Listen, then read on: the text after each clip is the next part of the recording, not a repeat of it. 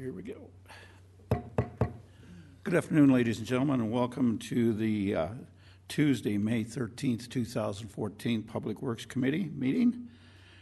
Before we get started, I just want to make sure everybody understands I need to have your cell phones turned off or turned to the vibrate position. And if you need to make a call or take a call, could you take it out into the hallway, please? Thank you. First thing on the agenda is a roll call and determination of quorum. Brenda, if you please.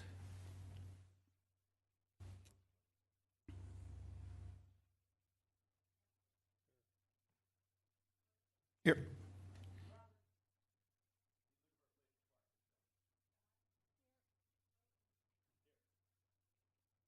Thank you, Brenda. The next item I have on the agenda is for general public comment. This has to do with any members of the public that wish to discuss or express concerns to the committee on any issue not limited to items on the agenda. Action will be, let me finish this. And action will not be taken at the meeting on any issue not on the agenda except for by placement on the agenda by unanimous vote of the alderman present. What I also need to do is what we call an adoption of the agenda. I do have a motion by Alderwoman Scott to adopt and a second by Alderman Clayton to adopt the agenda. Those in favor say aye. Aye. Those opposed? Thank you. At this time, I do not have any public speaker comments on items that are not on the agenda. I just wanted to make sure I'm not skipping anybody not on the agenda.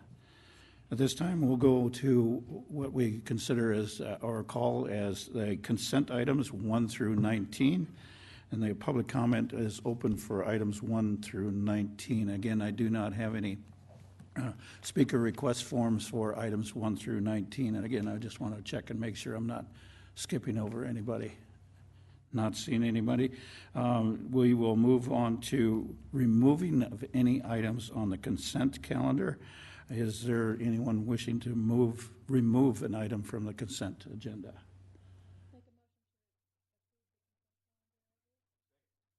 A motion by Alderwoman Scott to adopt the consent items, second by Clayton. Those in favor say aye. Aye. Those opposed? Motion carries. We'll have it in the record showing that Alderman Roberts joined us at this time. Thank you, John. Good to see you. Now we're going to move on to items 20 through 23. And I've got several speaker request forms for items number 21. And usually the way I run this is that any items that are on the agenda, we usually do the proponents first, and then we'll move on to the opponents. In this case, I've had a request from Alderwoman Charity Doyle to speak on item 21 as a proponent.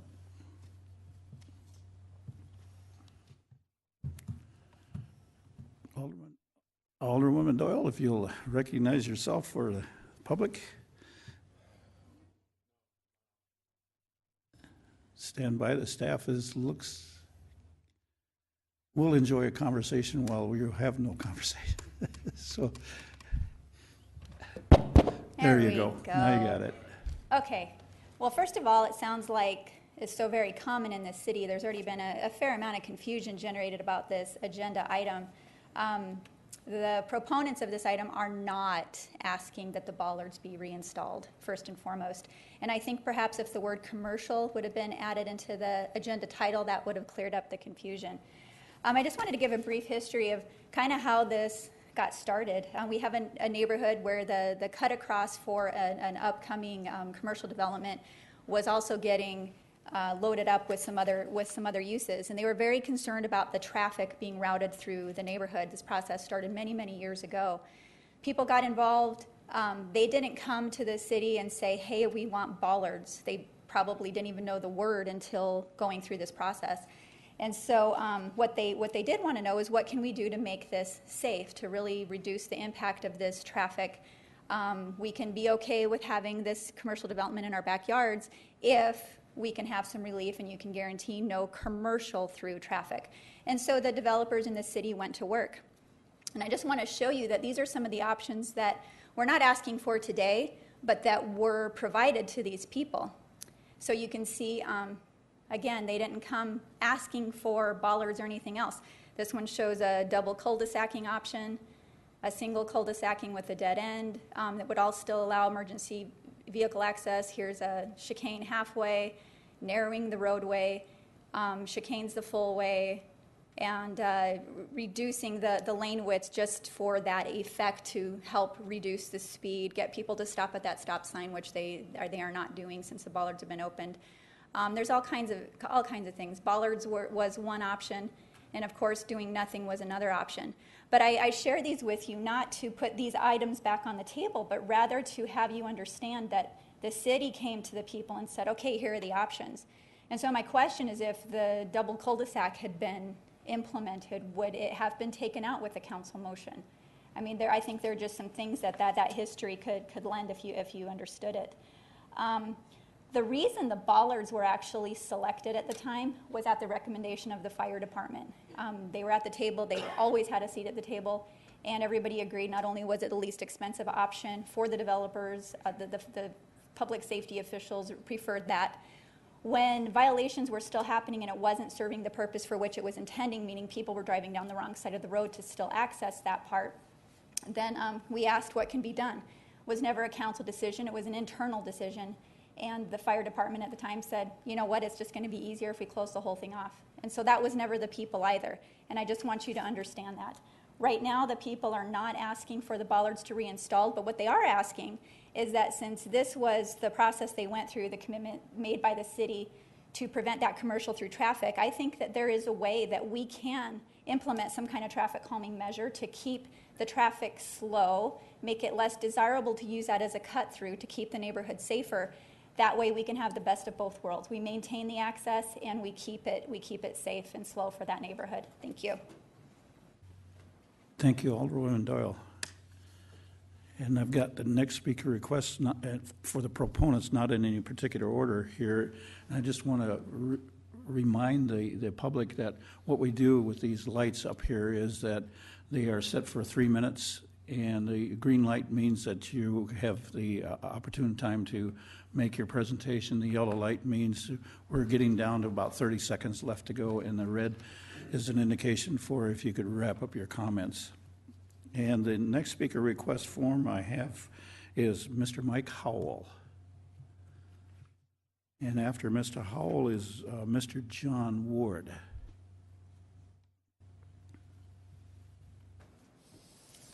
Mr. Howell, Yes. if you'll identify yourself. Yes, my name is Mike Howell. I live on Stoomer Road.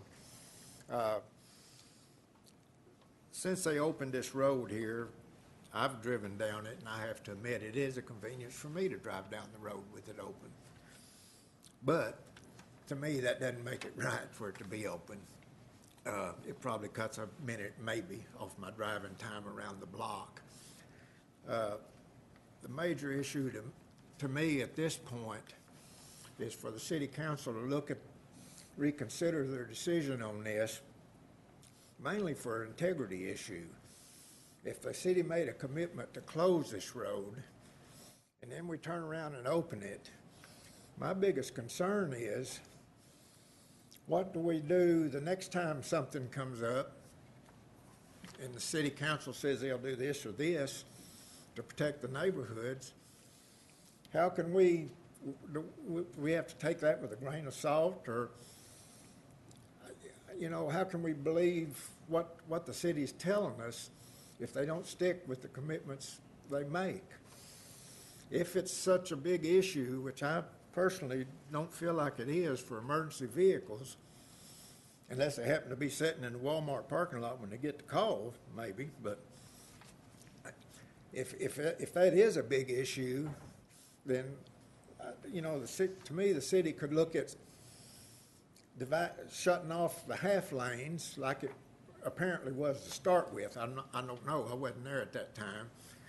But at least then it's against the law if you drive through there. And people could be ticketed accordingly instead of having a main open thoroughfare on it. So that's That's basically all I've got to say on the issue. Thank you. Thank you, Mr. Hall. The next speaker I have request is Mr. John Ward. I'm sorry, I couldn't hear you. Okay, thank you. And then the next speaker request here, and I'm going to brutalize this name, so in advance I apologize for this. Deidre Budal? You actually did it right. My name is Deidre Budal. I am a resident at 320 Enchantment Road. I also am disappointed with the city's swift decision to remove the bollards on Stumer Road. I was one of the residents that was very involved in working with the city and the developer to come up with solutions to mitigate the traffic impact to our neighborhood. That was one of our main concerns when this development came into play, was the increase in traffic. One of the concerns of the traffic engineer that worked for the developer was that she didn't think our concerns were valid. Well, this morning I ran several maps of how to get to Walmart. Oops, how do I do this thing? The folks in the room, Sorry. in the back room, will get it lit Okay. up for you here in a second. Every single path that I mapped took travelers down Enchantment Road. I also did one, I couldn't get them to come up 5th Street at all. When it came up 5th Street, it turned on Enchanted Pines and took Enchantment Road into the Walmart parking lot. So it is a valid concern that traffic does come through our neighborhood as a shortcut for this. We have seen a significant decrease in the traffic since those bollards were placed initially several years ago. We also have several young children in our neighborhood.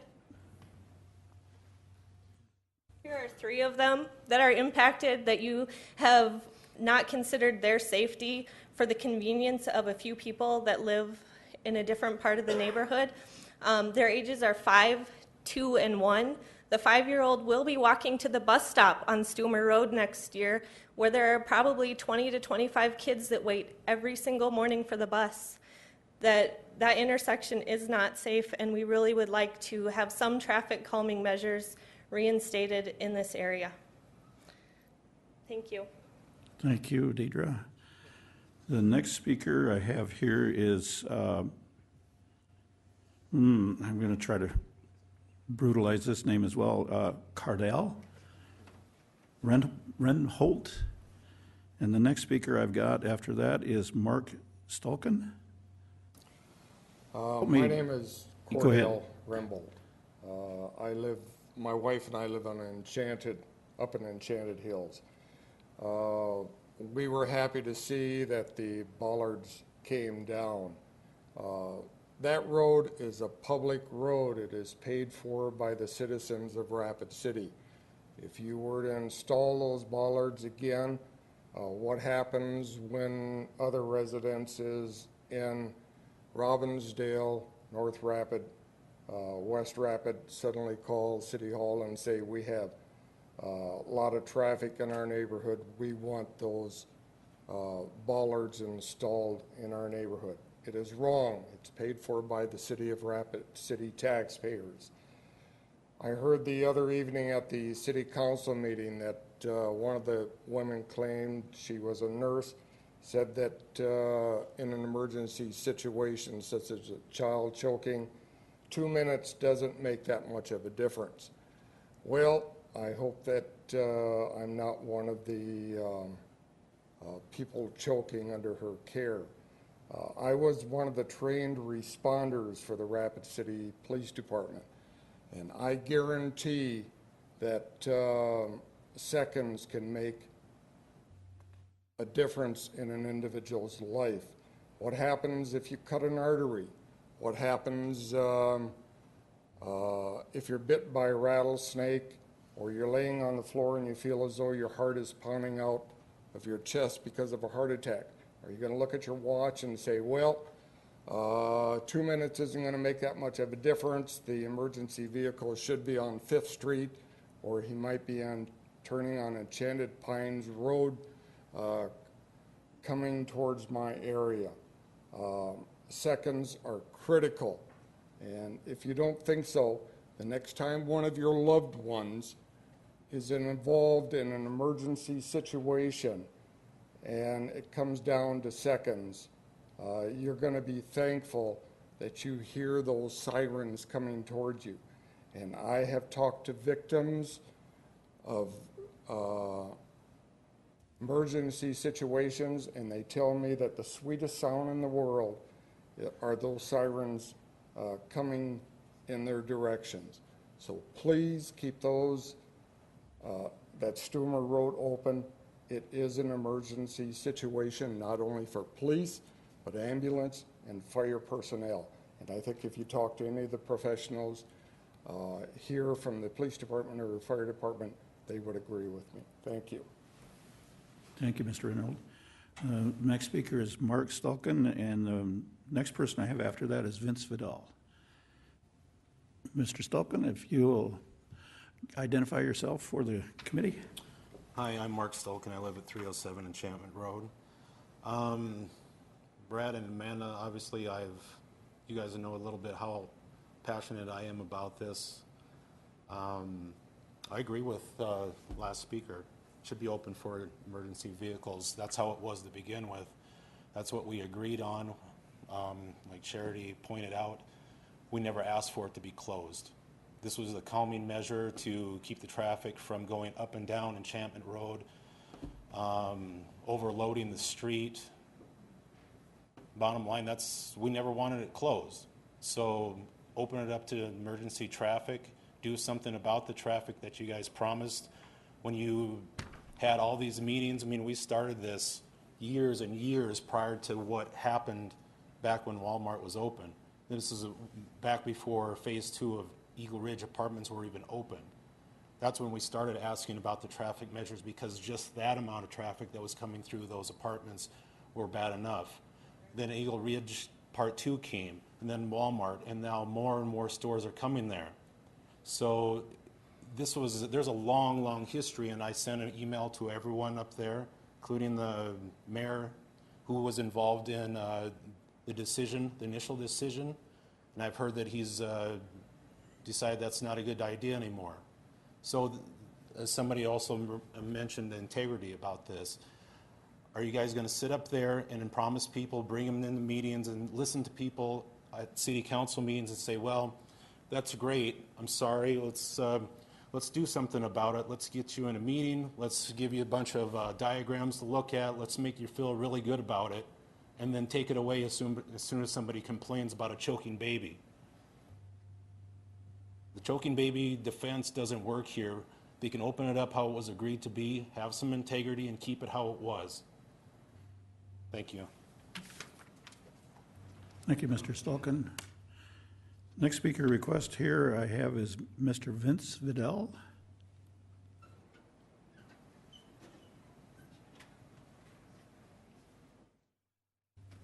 Hi, my name is Vince Vidal. I live at 223 Alta Vista. Thank you for this opportunity to speak, and for the gentleman that lives on the upper side of Enchantment Hill, thank you for your community service, sir. We do appreciate that. And for those of you who are brave enough to get in front of this council today and this Public Works Department and talk, God bless you. Good job. Look, I agree with Alderwoman Doyle. I mean, she couldn't have made it more perfectly clear as to what we're trying to achieve here. I have 3 short stories. One of them you're probably already aware of. It's about a kid named Linus with a little security blanket.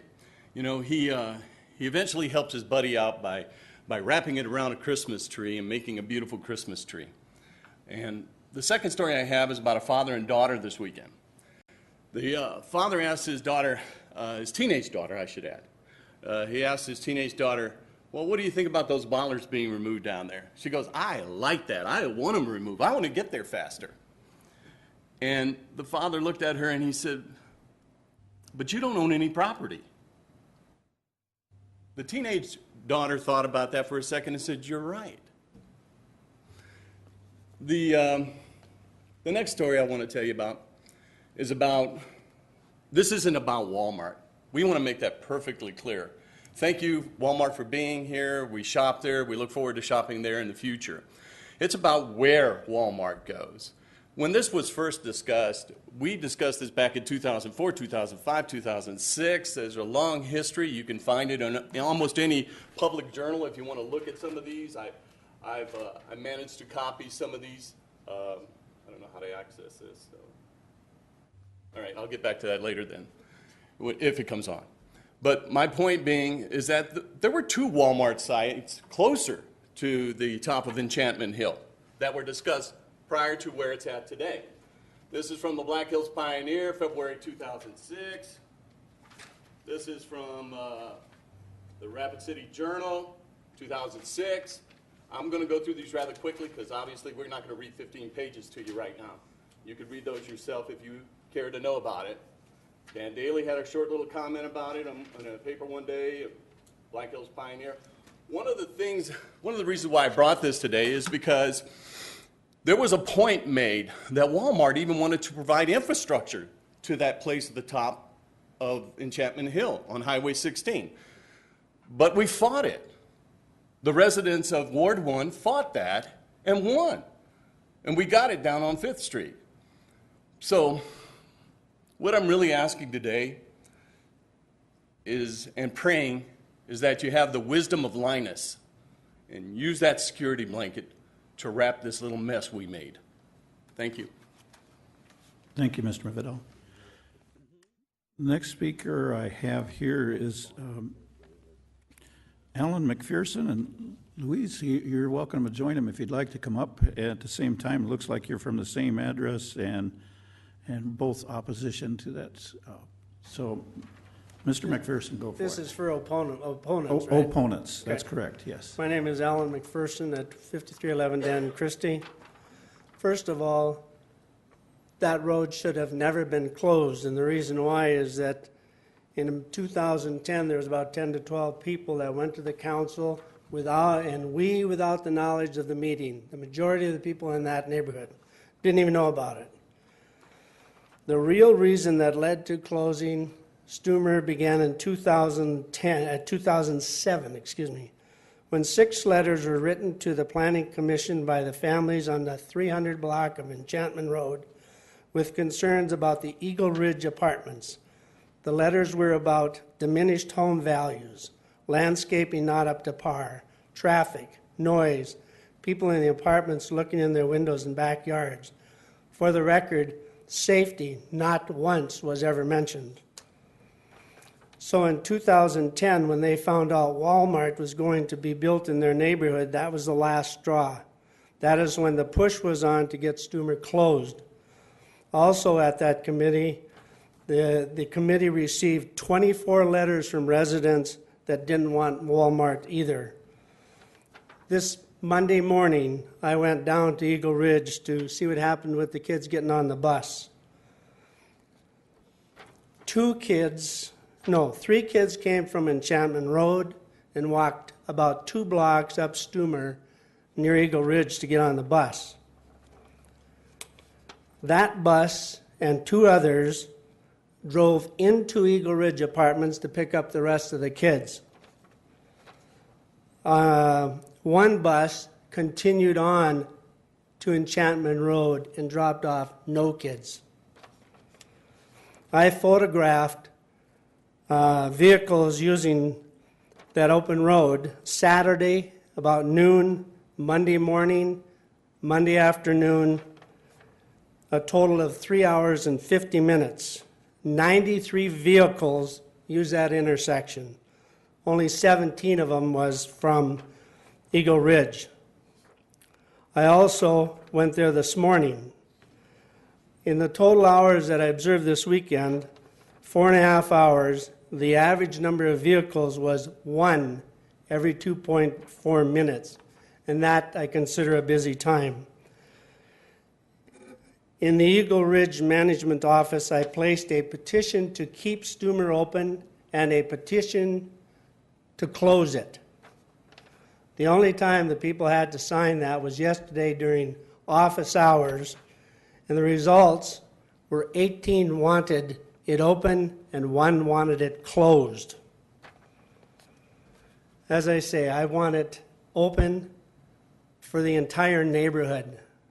And as far as the council in the past voting to close this, I think they did it with the knowledge they had, not the opposition, and that's what we are. Thank you very much. Thank you, Mr. McPherson. Louise?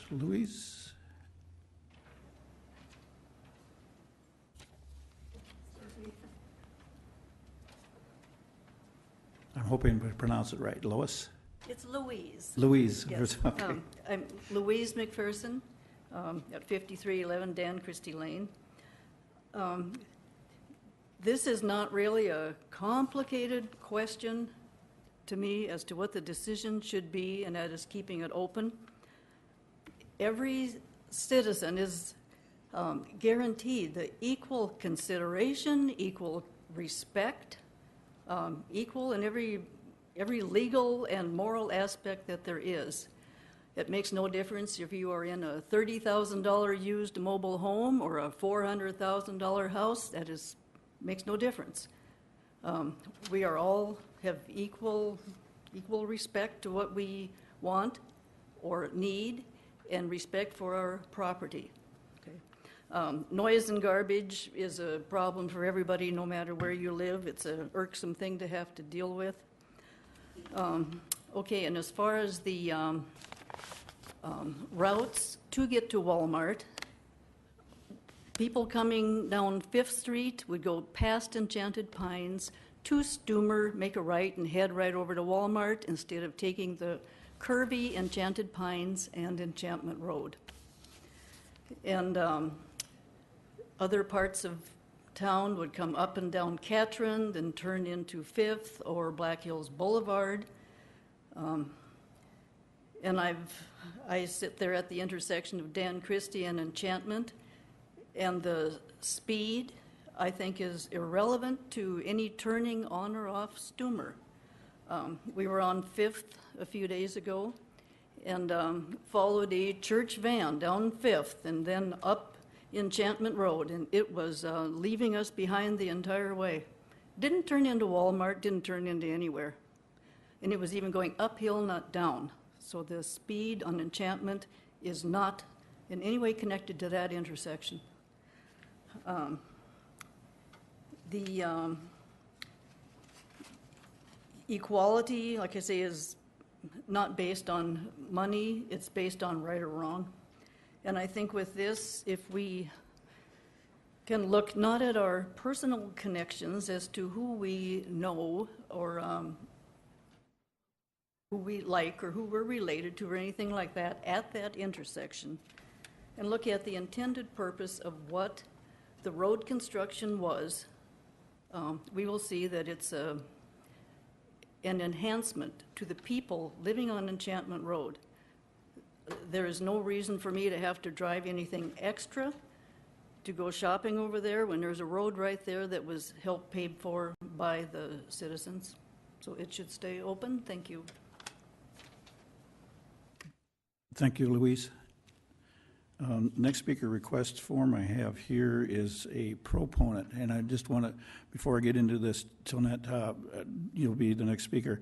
As soon as she gets completed, then I'll be going around the room and asking to make sure I've got everybody covered. So, Tonette, if you will, identify yourself for the...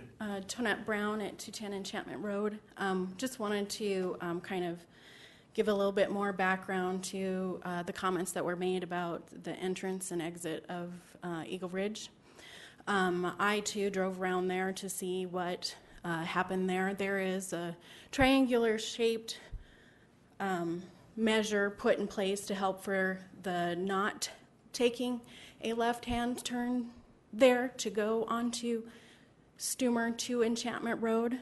There are a couple of signs there. So I'd like to point out that the numbers that he said did turn there and use that are an illegal turn. And so that thing has only been closed or opened for 4 days, and you already have however many that should be cited for doing illegal turns. And so that just further enforces that we do need those calming measures and all of that to be enforced now that you've taken those down. Thank you. Thank you. Next speaker request form I have here is for Mr. Ed Lynch. Just to remind you, Mr. Lynch, we have some lights here. You have 3 minutes for your presentation. The yellow light, it will be coming on about 30 seconds before the end. Thank you. My name is Ed Lynch. I live at 1016 Enchantment Road. We've lived there for almost since that subdivision opened. Couple comments that you will, if you look at the first petition that you got, almost all of those people are in Enchanted Hills 1, which is not affected by that Stumer Road in terms of safety issues. And the safety issue I'm talking about is not how long it takes the police to get through there or the fire department to get through there when those barricades are up. My understanding is those barricades that were up, and I may be wrong, I just was told this, those barricades were shear-offs. So in the event of a true life-threatening emergency, fire or police could go through those and still get through as fast as they needed to. Secondly, the safety issue that I'm talking about is our children that play on and around. Obviously, we don't want them to play in, but they are still there on Enchantment Road. I have a 5-year-old grandson that lives with us. 5-year-olds don't think. We know that. And they do sometimes go out in the road, even when you try to watch them. I have personally followed a vehicle going up Enchanted Hills Road at 45 miles an hour, and he was pulling away from me. That scared me. I finally stopped because I could not, I was very uncomfortable doing that. But I had seen him going up and down the hill multiple times, and that was going up the hill at 45 miles an hour. It's not uncommon for people to be going up and down that street very fast. Opening that road increases traffic load significantly. When they closed that, even before Walmart was opened, we noticed a significant drop in traffic coming up and down Enchanted Hills. And the people that are going up and down there now at excessive speeds live there. So theoretically, they have a vested interest in being safer. When you start getting people that don't even live in that subdivision cutting through there and coming through there because it's faster and easier, they're not going to care how fast they go. And I would be willing to bet, and I don't know the number myself personally, but I'm willing to bet that there are more people that are hit, pedestrians that are hit in the city of Rapid City, than the number of people that have serious injuries because the police or the fire department did not get there 30 seconds earlier. Thank you. Thank you, Mr. Lynch. I'm just going to go around the room one more time. We're still under general public comment period, and I just want to make sure I've got everybody that wanted to speak on this issue that has that opportunity, for or against. Yes, ma'am. Yep. If you'll come up and identify yourself and which item you want to address. Hi, thank you. I'm Penny Alderman. I live at 303 Enchantment Road. And I just want to reiterate what Charity said from the very beginning. The neighbors that live in that immediately affected area, we're not asking the city to take down the barriers. We're asking them to control the traffic. It is a very, very real and of great concern to us. We have never been against safety or security for anybody, including the quote-unquote choking child at Eagle Ridge. I care about that child too, just as much as I care about the little kids that play up and down Enchantment Road. This is really about doing something that's safe for the neighborhood, keeping that traffic level down so we can continue to be a neighborhood. There was a lot of discussion about, well, you know, there's trash everywhere and there's traffic everywhere. Yeah, but I didn't build my house and I didn't move into my home on 5th Street. I built my home in a neighborhood that has extra wide sidewalks because we thought there was going to be a park there. This is our neighborhood. This is where our children play, and we're not asking that you just, stop all the traffic. We're just asking you to calm it down, keep it to a reasonable level for a neighborhood with neighborhood traffic. Absolutely have access for fire and for police protection. That's important. But do the right thing for the neighbors who live there, where we built our homes, we have our families, we have our kids playing, to be safe as well. And you heard Carl Jagras talk at the city council. He said that there is literally going to be a trade-off. If you take one thing down, you're going to create a security and a safety issue in another area. And so please listen to that. Go back and re-listen to what we had to say. Please listen to what Charity talked about, because it's really important that we not confuse the issue.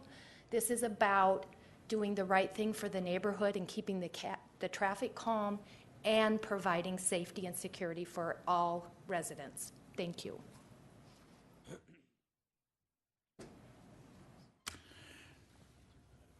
Thank you, Ms. Alderman.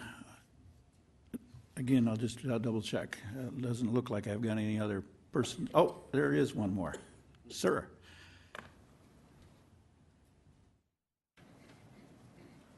If you'll identify yourself for the public and the committee members.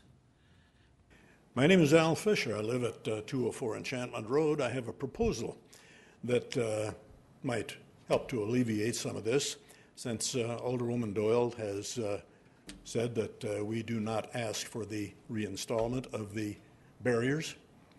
But a simple thing to make it safer for the traffic there and the people who live on Enchantment Road. Let's get some left turn, no left turn signs. Put them up at the exit from the apartment complex and from Black Hills Boulevard, so that all turns would be to the right out of those places. Nobody would be able to turn left onto Stumer and go up Stumer or Enchantment Road from that point. The people coming down the hill from Enchantment Road, from Stumer, would have full access to anywhere they wanted to go, Walmart, and coming back, they could come up that street, head back up Stumer, back up Enchantment Road, no problem. The only restriction would be no left turn out of the Eagle Ridge Apartments and out of Black Hills Boulevard. This wouldn't inconvenience anybody at all. The city would put up 4 signs, 2 on each exit. The city's got plenty of these signs. Just look in the warehouse, you'll find some. Put these signs up, see if it doesn't help. That's one way to solve the whole problem. Doesn't restrict traffic at all, no emergency problems at all. Give it a shot. Thank you. Thank you. Thank you, Mr. Fisher. Not seeing anybody else jumping up here at the moment, so we will proceed on to the regular remainder of the agenda. Item number 20. Item 20 is 2130 and 2138 Jackson Boulevard drainage issue. Mr. Pat Vidal, or is Mr. Vidal in the audience? Richie? I'm not seeing him. Chairman? Yes, sir. Terry, I'm sorry, I was looking for Mr. Vidal. Okay, go ahead. I apologize. I forgot to relay to you prior to the meeting that Mr. Vidal has requested that this item be tabled until a future date when he has an opportunity to finish his negotiations and discussions with the South Dakota DOT. So if we could just table it at this point. Chair would entertain the motion to table in second by Alderman Estes and Alderman John Roberts. You guys are moving right along here. Those in favor of the tabling motion, say aye. Aye. Those opposed, thank you. Next item I have here is item 21. The one that we've had all of this conversation about is a petition to have the city uphold commitment to prevent through traffic at Stumer Road and Enchantment Road by Mr. John Ward. The chair will now take comments from the committee members. Alderman Clayton. Thank you. Sir, I have a question from somebody in the audience. No, he wanted to. Okay. Yes, Charity, go Chair, ahead. if I might, Mr. Ward was here to present the petition. That's why he said he elected not to speak at public comment. He's here to explain the intent behind the petitions, and he'd like a few minutes up here. Thank you. Appreciate the clarification. Mr. Ward, you have the floor. Thank you, members of the committee. I've been selected to present the petition. My name is John Ward. I live at 306 Stuber Road. And the petition states that request the City Council study and implement a traffic calming package now that the barriers are down. We requested it. The petition states that before the barriers come down, obviously, it's too late for that. So, you know, it's very simple. You've heard a lot of comment here today. I don't think I need to go over that again. I do want to say, you know, the media's had this thing, you know, they're not even close on their reporting on this thing. We're not looking to have the bollards put back up. Petition asks for the traffic calming measures now that they're down. And Charity gave plenty of examples of what would offer to us in 2011. A lot of things I was going to point out that have already been talked about, and I know all of you on the committee are also on the council. We just ask that that this petition be, you know, moved to the council and to staff, and come back to us with some recommendations. Thank you. Thank you. Do I have possession of those petitions right now? I've got them online. Is that the same as? Same as. Thank you. Chair will now recognize Alderman Clayton. Thank you, Mr. Chair. And thank you, Mr. Ward. First, I'd like to make the motion that we move this to the City Council meeting on Monday night without recommendation. And if I can get a second, I'd like to hold the floor, please. Second.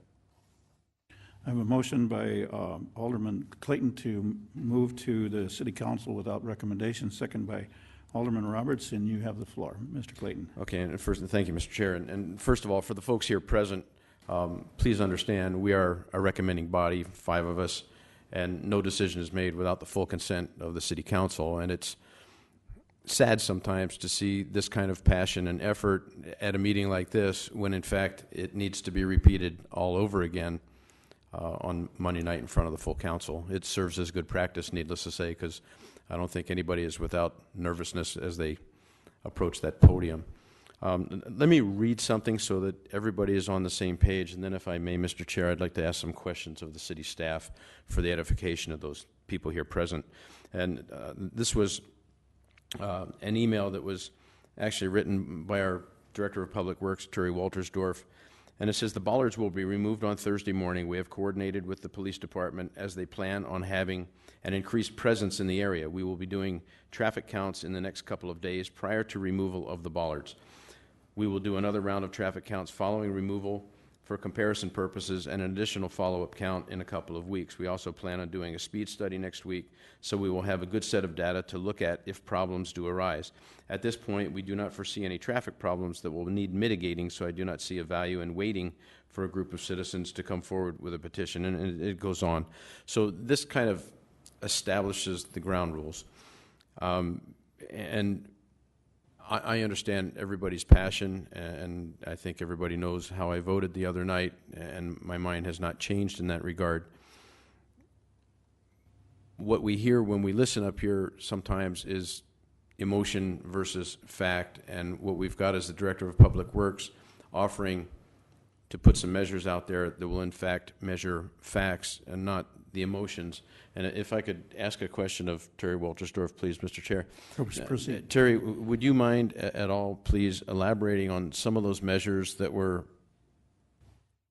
promised and where we've been thus far, and then and we can direct questions as well to the police department, who's represented here as well. Thank you.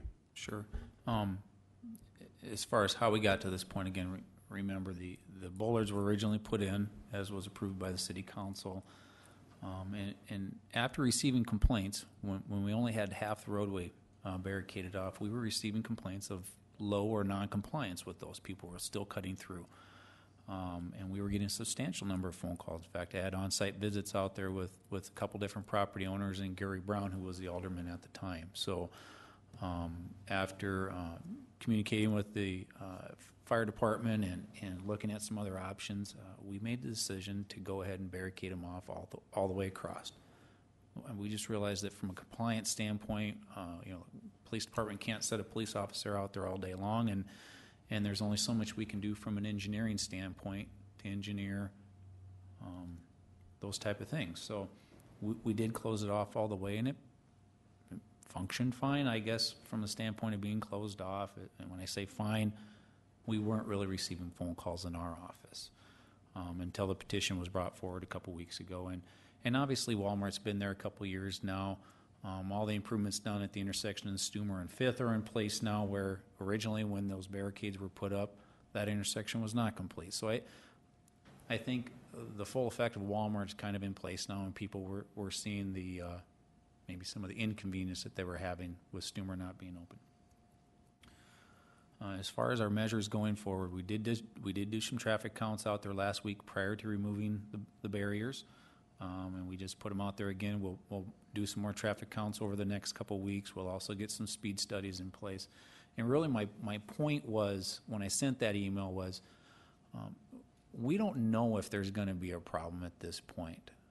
We don't know what type of traffic calming measures to implement, if they're even necessary.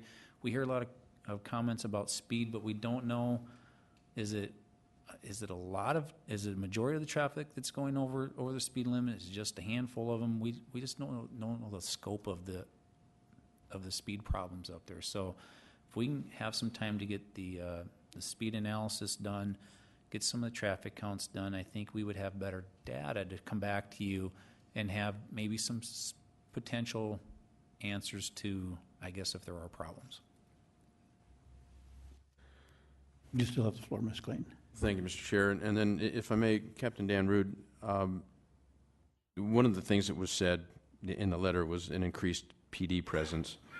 And then we did hear somebody testify today that people are not stopping at the stop sign. So can you elaborate on maybe what's been done over the past few days and what you folks have seen as professionals? Thank you. Captain, you have the floor. Right after the ballards were removed, we assigned 6 officers to spend a couple of days in that area. And they spent not the entire day, not their entire shift by any means, but they were spending time from about 8 in the morning till about 7:15 at night, for a couple hours here, a couple hours there.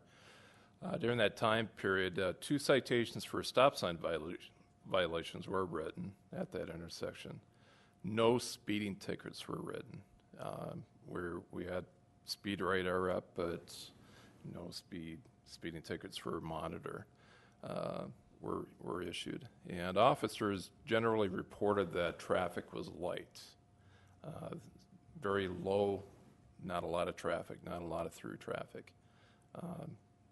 Some of the officers actually reported most of the traffic they saw seemed to be the construction workers that were heading to and from the construction sites along Enchantment, building houses. And we'll continue to monitor that. We pulled back on that a little bit, but we'll continue to monitor that for the remainder of the week and see what else we can find. Mr. Clayton. Thank you, Captain. And then, Chief Mike, you weren't here the other night, and I guess with all due respect, it's only fair to give you your chance as well. No, we did hear that those were shear-off type poles, that in the event of a true emergency, your folks could, in fact, bowl them over with a truck and get in there. From your perspective, have we enhanced safety? And one of the arguments that was made the other night was, we've lived that way for 2 years, and it doesn't appear anyway that we've had any trade-offs in terms of emergency response. So I think it's only fair if you take a moment to voice your opinion. Thank you. Chief? Okay, thank you. I'll address a few of the comments. Real quick, the easy ones, Alderman Clayton, is I did go out and inspect those bollards myself just to confirm that report that they were somehow collapsible or fold over. And from what I could tell by looking at them, they are a sign material wrapped with a plastic bollard, and they're pretty substantial, stuck in the ground like a post or a heavy sign would be. It is not an accepted practice in this fire department to pull up to obstacles like that and ram them or push them over with a, granted it's a 40,000-pound fire truck, we could push them over if we wanted, but that's not accepted practice. There's a number of obvious things that can go wrong with hanging up onto the vehicle and doing damage, so that's just not an accepted practice by our means. And a couple of other issues, I know Alderman Doyle referenced the fire department made a comment that closing would be easier, and I don't know where that came from or that perception, but I will tell you that our opinion is an open road is preferable by our standards. No matter how you slice it, if you tell us we're going to provide more access and more egress in a neighborhood or out of a neighborhood, that is preferable, period. Now, you folks are the policymakers. You have to listen to your constituents. That road, that neighborhood was planned for and designed for Stumer Road to be there. That is a street that is a controlled intersection at 5th Street. There's a number of different factors that go into the design and the planning of that neighborhood that allow for emergency vehicles to get in and out of that neighborhood, just as well as the citizenry to get in and out of those neighborhoods from their homes should there be a large-scale evacuation or civil unrest or any other number of emergencies. So those things are in place before houses are built or businesses are built or whatever. And so our comments and our concerns were already addressed in the design phase before this became a personal issue between neighbors and all that. So if you close it, I will tell you the fire department is very, very adaptive to changing conditions. If you close it, we're going to find other ways into the neighborhood and allow people to get out. We've made provisions to allow fire trucks to come. We did some empirical testing, had fire trucks run down Catron Boulevard at speeds, basically do a U-turn, and then come back up to Dan Christie and get into the development in question.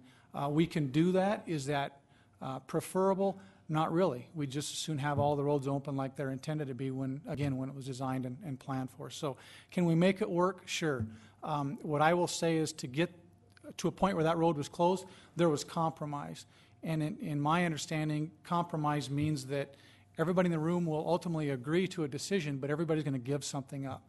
And we gave something up in terms of access and egress, but we made it work. And if this group decides to close it next week, we'll make it work. And if you open it up again, we'll make it work. But our preference is that it would be open. And that was the question that was posed to me to get to this stage of the argument. And for some reason, it's come to rest on the shoulders of public safety and whether it should be open or closed. And bottom line is it was designed to be open. And if we want to deviate from that and close it or leave it open, it's ultimately up to you. But in terms of safety, I would agree with the comments that Chief Jagers made last week, and that there's a give and take. If we've heard everything from children being near the roadway and potentially being hit by vehicles. If you close it, there's less traffic, so you have less danger to those children. If you open it, the argument just goes back and forth, and it's just a circular motion here, and you can slice it any way you want. So if there's any other specific questions, that's it. Thank you. Mr. Clayton. Thank you, Chief. And let me just say this because it's on my mind, and if I don't, I'll wonder why I didn't. One of the things that I had some misgivings about is in the petition that was presented to us last week, the people who signed that lived predominantly outside the affected area. Not only that, but they had reached well outside, even Robbinsdale, into North Rapid for signatures. And I thought, why? This is a neighborhood issue. It seemed to be selective in terms of the membership of that group and seemed to disregard those people who live near the affected intersection. Now we have a new petition. And sadly, on this petition as well, we've reached far outside the neighborhood. This is a neighborhood issue, and I think it should be pure in that regard. I don't know, well, I do know that there is no easy answer to this, because it's, no matter what we decide, somebody's going to be pleased and somebody's going to be displeased. And I think I'm just going to leave it at that, needless to say, it needs to be presented to the entire council. And we as a council will decide what, if any, further direction will be taken. And, you know, if in fact we'll direct city staff to do something in addition to where we are already. So with that, I'll yield the floor. Thank you. Thank you, Mr. Clayton. The chair will, I'm just curious a little bit about to the committee. We're discussing the motion to move to council without recommendation. And I'm offering or allowing some latitude on the discussion for this motion, because I think there's some other moving parts to this issue that we have been presented with. And so I want to just caution the remainder of the council to address the motion to move to council without recommendation, but I will allow some latitude on your questions. Mr. Estes, Alderman Estes, you have the floor. Thank you, Mr. Chair. I'd like to make a substitute motion if I could. I'd like to make a motion to direct staff to conduct studies of this area and bring back a report and recommendation to this Public Works at the August 5th meeting. Second. I have a motion by Alderman Estes to direct staff to do a traffic study for this neighborhood and to be returned by August 5th. And I'll stand for clarification on that. Well, that's pretty much my I just think we need to set a timetable. I appreciate the fact that the staff is doing traffic counts and speed studies, and I think they need to take a look at the real numbers of what's going on there, and hopefully they can, if they see a problem, we can come back, you know, as council or alderperson Doyle, excuse me, stated, you know, there were some calming issues, and I think once you have 45 to 60 days to take a look at the traffic, and perhaps you could come back with some recommendations. So that's my motion. Thank you. If the chair may have some prerogative here, Mr. Walterstorff, the time frame, and have you got a good enough guidance for direction? Yes. Thank you. And if the chair may also have some latitude on this as well, is that if you have an opportunity to take in some of these safety issue considerations that has been mentioned by the fire department, the other considerations I'd like to have you take into account also is the bus rapid transit system as being explained to me, and just simply looking at the rapid transit maps, it looks like they are making a turnaround on private property. If we can have that addressed within your report as well. And then the other issue to examine is what will this do for our school bus routes? As mentioned here in the public comments, there's children in this area, and the school bus division has also conversed with me about looking at not only road construction about this area, but also making left-hand turns into oncoming traffic and going across multiple lanes. It appears that they're becoming a larger target when that instance or that occurrence takes place. If you'll include that in your assessment. If that's all right with the motion maker in a second. Thank you. The motion now is to direct staff to do a traffic study and to return, multiple studies and return with a report on August 5th to this committee. Does everybody understand the motion? Those in favor of the motion say aye. Aye. Those opposed? Motion carries. Thank you, and appreciate the audience for their professional conduct. Thank you.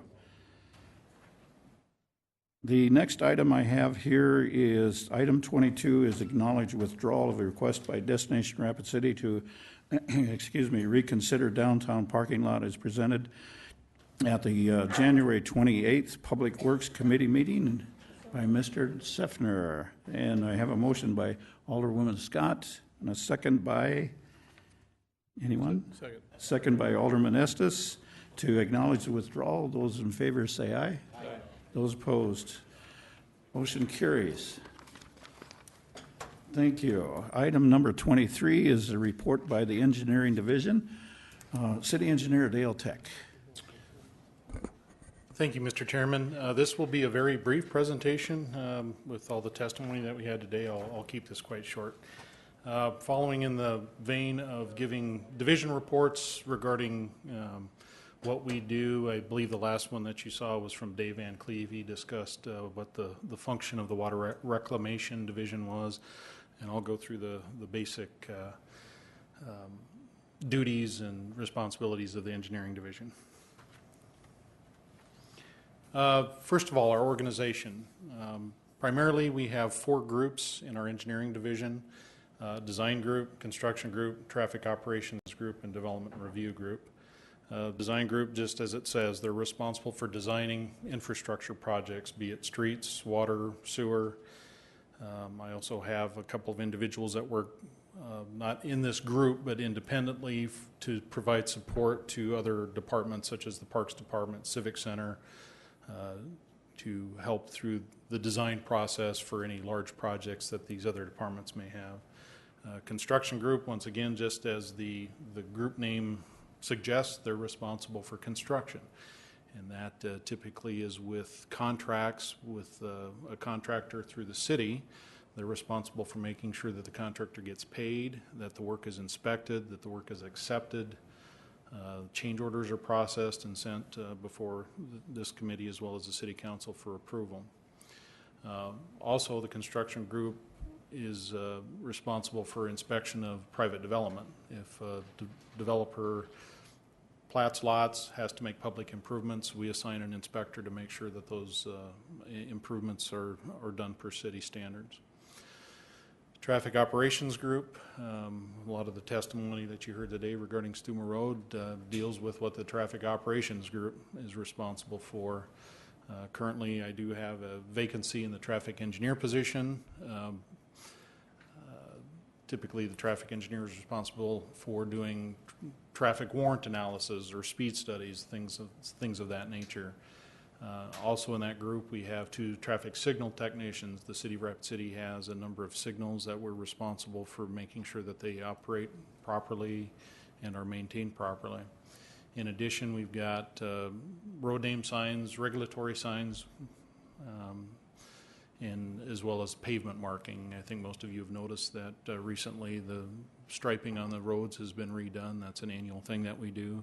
Try to do it first thing in the spring to make sure that they're nice and fresh for not only the tourist traffic but local traffic.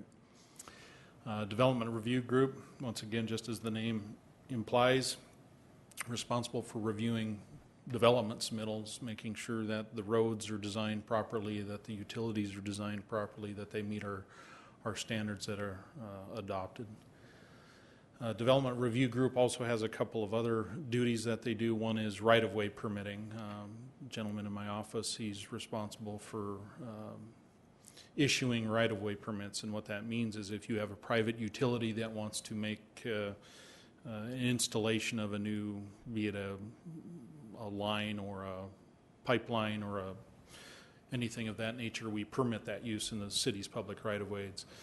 Not only that, but if someone wants to build a new approach or access off of a city roadway, that same permitting process is implemented for those types of uses.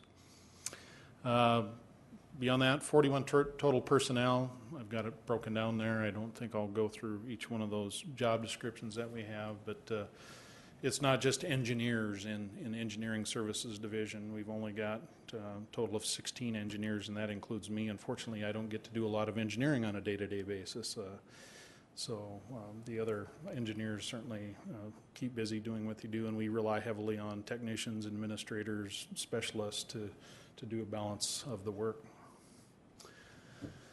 I kind of wanted to focus the discussion today on the programs that we do. I mentioned right-of-way permitting. We issue somewhere between 400 and 500 right-of-way permits annually. Anything from sidewalk installation to approach work to major private utility expansion projects that happen all over the city. Our on-site wastewater system, we have a permitting process for that. We've got about 1,200 septic tanks that are in corporate limits of the city of Rapid City, and we've got a 6-year permitting cycle on those septic tanks. In addition to that, we also permit systems or on-site systems in the 1-mile jurisdiction outside of the city of Rapid City. And once again, that number is in about that same 1,200 number. So we've got about 2,400 on-site systems that we regulate and permit. Erosion and sediment control, in parentheses behind there have the Clean Water Act. Started in 1968 and has evolved over time through the EPA. In our erosion and sediment control regulations that we have on the books are a mandate from the federal government through the state of South Dakota that we have to do these measures to keep our water clean. I know there are many people that are not happy with the requirements that the city has. Unfortunately, we don't really have any choice in waiving those. That's a federal requirement, and what we have on the books is the bare minimum. I wouldn't be surprised to see some more stringent regulations coming down the road soon. I believe the state is going to be renewing their stormwater permit, and there may be some more controls that we'll have to put in place in our ordinances and regulations as well. Traffic counts, signal operation and maintenance, signs and pavement markings. Mentioned that earlier. As I said, we've got 110 traffic signals. We've got about 20,000. We don't know for sure exactly if that number is 20,000 plus or minus. Regulatory signs, no parking signs, stop signs, road name signs, the like. Many of them are older. We do our very best to get out and update them on a regular basis to make sure that they're still in compliance with the proper standard. Floodplain management, once again, I have FEMA there. That is a federal mandate, if you will. Although the city chooses to participate in the flood insurance, in the National Flood Insurance Program, historically the city has done a very good job of that. Every year we get audited by FEMA, and they check to see how well we're managing the floodplains and the mapping and such. And right now we do it so well we get a 15% discount to people in the city that have to pay for flood insurance. So that's a good thing. Once again, a lot of people feel that the floodplain regulations are onerous, but there's not a lot we can do about that. Pavement condition index, we have a couple of individuals that every 2 years drive every mile of city streets and rate the condition of it based on a national standard.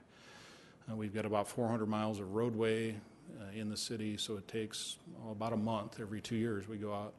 And we've just started this. We've gone through 2 cycles of this, and the reason we do this is we need to see how we're doing on funding for streets, for street rehab, to know if what we're doing is making a difference in the condition of our streets. It's too early to tell now just after 2 cycles. I think once we get to 3, 4 cycles, we'll know if the funding levels that we have in place are making a difference in the condition of our streets. Infrastructure database. With the city's GIS capabilities, we have our water system, sewer system, storm sewer system on the database. Storm is just a static thing. It's a visual of where storm sewers are at. But for water and sewer, we actually have a capability to model, which means to run a dynamic simulation, if you will, of what is happening in our water system as well as in our sewer system. They're independent models. You don't run them at the same time, but that's extremely important for fire flows. with the criteria we have for development, for construction standards, and we work with the fire department regularly to make sure that if someone has a commercial development, they have a certain threshold of fire protection that they have to provide, and through our modeling efforts in coordination with the fire department, we're able to identify if there are any shortcomings there and if any improvements to the system need to be done ahead of that. Moving on down the list, non-conforming service lines. To the best of our knowledge, there are about 900, we think, plus or minus, non-conforming service lines, which means someone might have a sewer line from their house that runs under their neighbor's house, under the next neighbor's house, and attaches to 3 more neighbors before it gets to the sewer main. Those are problematic. In fact, we had an issue over on Quincy Street here recently where same thing, we had 4 houses hooked together and one person was ready to get off, and it became quite an issue with the person upstream. They couldn't afford to disconnect and connect, and that's very problematic, and we deal with that regularly, at least weekly. We're talking with people that have that and try to find a solution to that issue that they have. I mentioned earlier services to other departments. We support Parks Department, certainly some of the other divisions in Public Works. If we've got a large project, we typically assign a project manager out of engineering to foresee or oversee that project. We've got many people with many years of very valuable experience that have done this over and over again that can really help keep the project going in the correct direction and see any pitfalls that might be coming.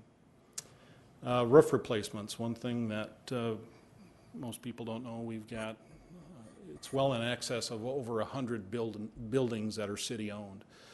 We had the hailstorm of 2011 that came through town.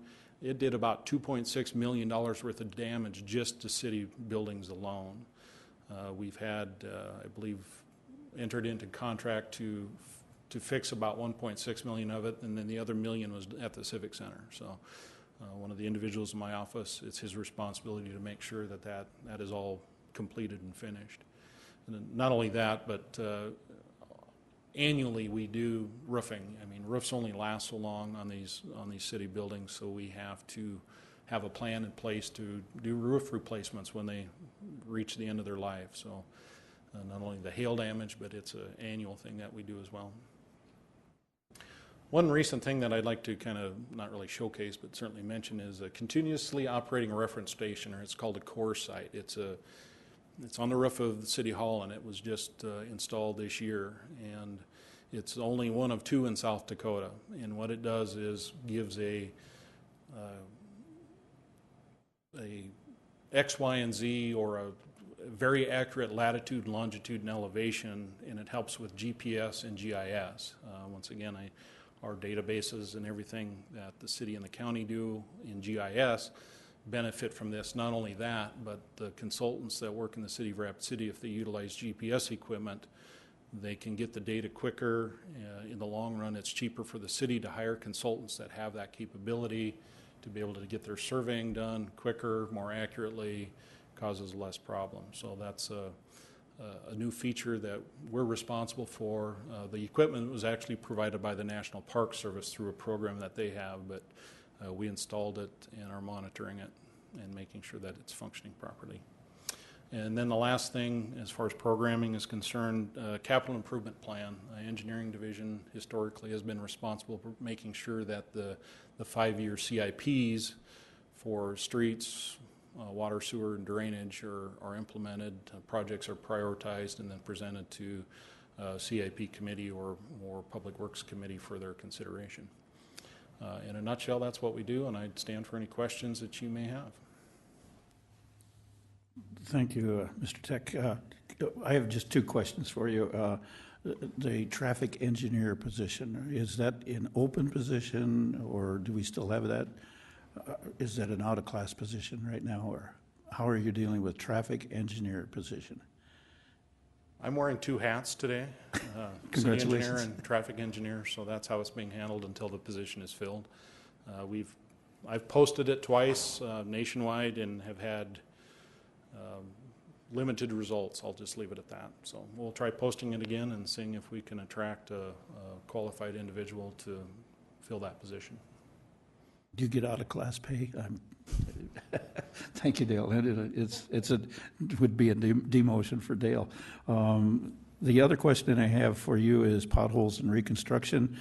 I just wanted to applaud you and your staff for working on that, because that was one of my major issues that I got involved with, and I appreciate your help and everything. But would you just briefly explain how we're doing on that PCI, the Pavement Condition Index?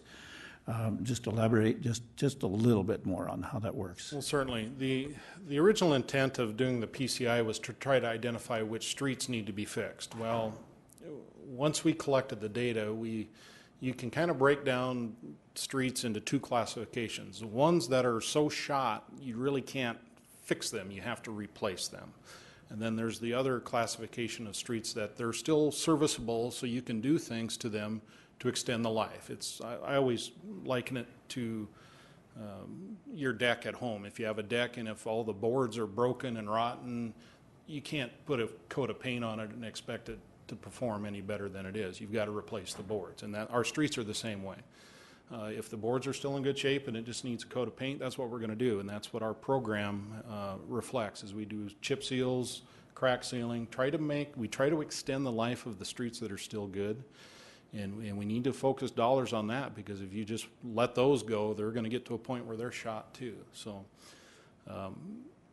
unfortunately, utilities drive a lot of our street construction too, and that's another thing that we found is if we've got a water line that's blowing up 14 times in a block over a year, we're going to have to get in there and get that water main fixed. And typically when you go in and do a water main, there's nothing left of the street when you're done, so it's time to rebuild at that time. So it's a fine line between what the utilities are doing to our streets and the actual condition of our streets. But we're doing the best we can with the resources we have to make our streets better. I think we're heading in that right direction, but I won't know probably for another couple of years based on our PCI how we're doing. So, excellent. Thank you. And again, kudos to the staff for doing what they can with what they have. Yeah. I don't see Alderwoman Scott. Thank you, Mr. Chair, and thank you, Dale, for the report. I make a motion to acknowledge. Motion made by Alderwoman Scott to acknowledge, second by Alderman Estes. All those in favor say aye. Aye. Those opposed, thank you. Time to adjourn. Motion by Alderman Estes and second by Alderman Scott to adjourn. Those in favor say aye. Aye. Those opposed, thank you. Meeting adjourned.